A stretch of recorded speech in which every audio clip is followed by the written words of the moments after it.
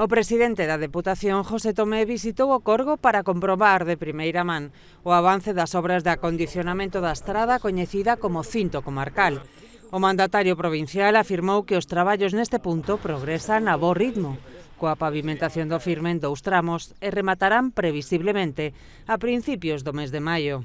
Acompañaron a Tomé Roca o alcalde de Láncara, Darío Piñeiro, e o deputado de Promoción Económica e Social, Pablo Rivera.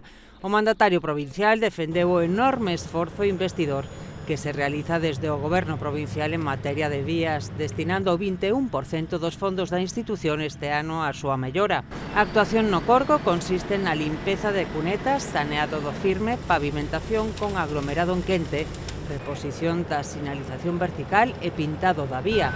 Ademais dos traballos que se están a cometer no Cinto Comarcal á altura deste municipio, a institución provincial ten adxudicadas tamén actuacións entre os concellos de Begonte e Castro de Rei, con preto de 350.000 euros de presuposto.